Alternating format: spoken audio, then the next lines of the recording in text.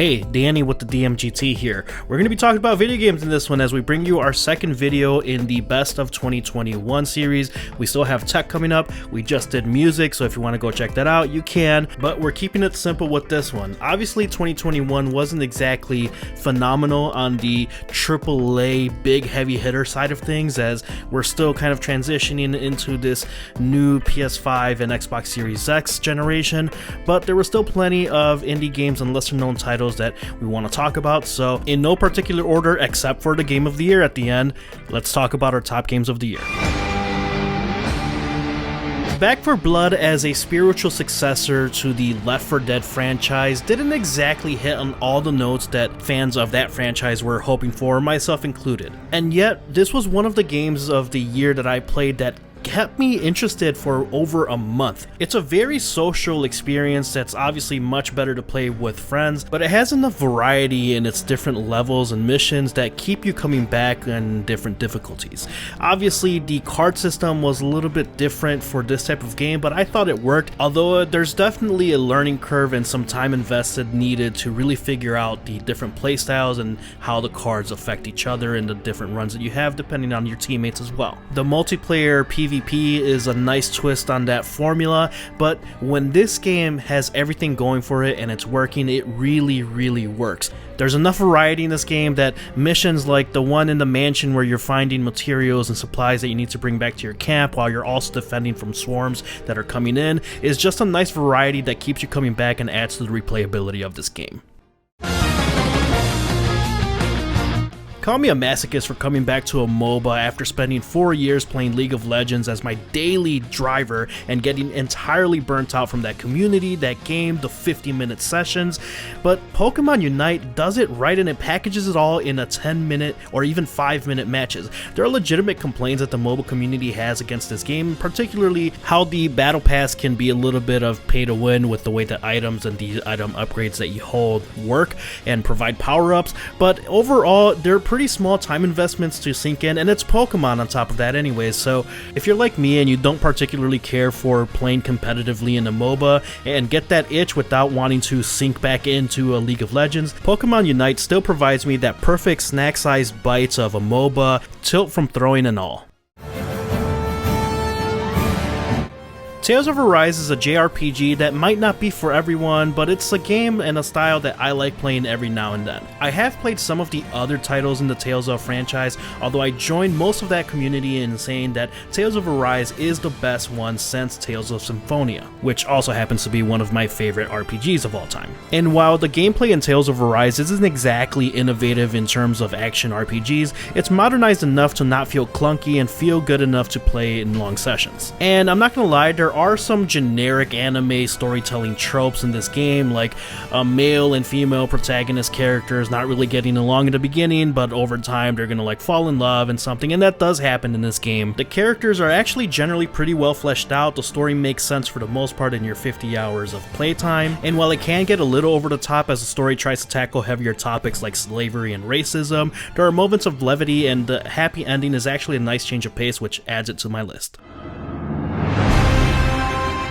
Ratchet & Clank is just a fun video game. Visually, it's stunning and a phenomenal representation of what the PS5 can do. The animation in this game is beautiful and I'd say is almost on par to a major franchise like Pixar. It's not a particularly challenging action-adventure platformer, but as you get deeper into the game, the variety in weapons actually provides you a ton of options in how you approach each fight. The only thing I really wish they did differently was offer some variety to Ratchet and Rivet's gameplay and game style. Both characters share all weapons and upgrades as you progress through the game, which I guess adds some continuity, but it's just something that I wish they did to add a little bit of variety to the two characters. I think older gamers and reviewers like myself tend to forget that these games are also meant to appeal to kids, so even though the story isn't exactly something to write home about, it's funny, the voice acting is appropriate for this type of game, and even if the writing doesn't exactly pull at my heartstrings that much, it's generally just a really fun time that gamers of any age can just kick back and enjoy the ride.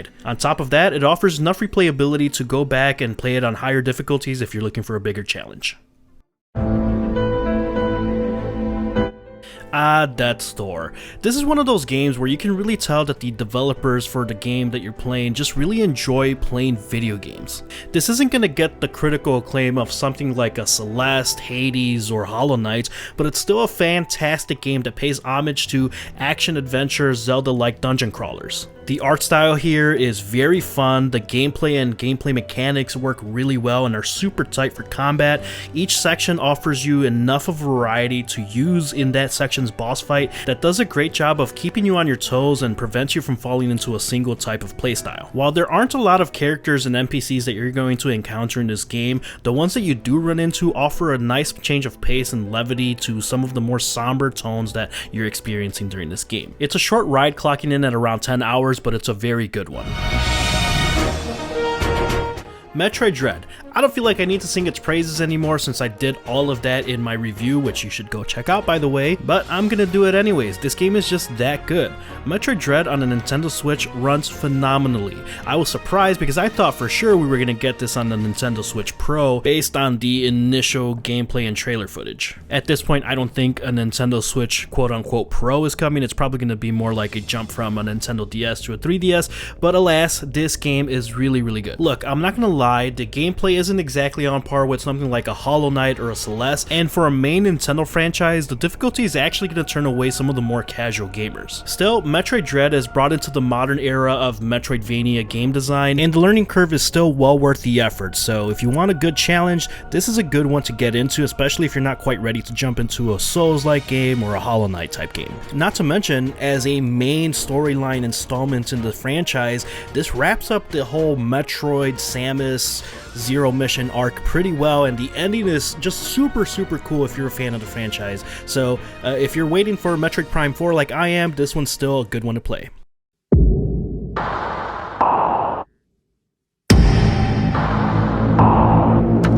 Housemarque nailed it with Returnal. Look, this one went under most people's radars as it is a PS5 exclusive that launched in March when like 10 people had a PS5. On top of that, it's legitimately one of the most challenging gaming experiences in the past few years. It has something crazy like a 10% completion rate.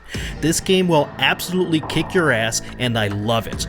For a game that isn't from a major AAA studio, Returnal is still the best display of what the PS5 can do.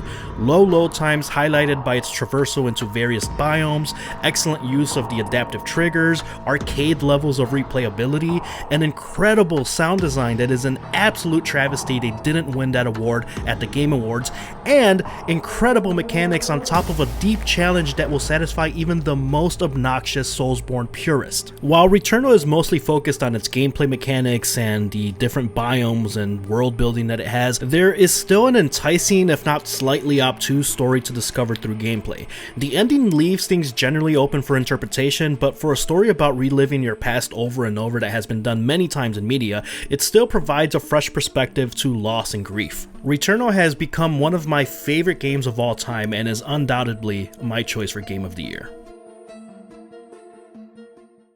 2021 may not be remembered as one of the better gaming years in recent memory, but we'll give honorable mention to Hitman 3, Chivalry 2, and Deathloop. I haven't gotten around to playing Resident Evil Village, Psychonauts 2, Inscription, or the Game of the Year winner, It Takes Two, so don't kill me for not mentioning those in this list. I will get to some of them eventually, but man, 2022 is already looking like it's gonna be insane. The past year still does have some gems that I think will stand up to the test of time, but this is just our list. Let us know what games were your favorite of 2021. Stay tuned for our best tech of 2021. Thanks for watching, and we'll catch you next time.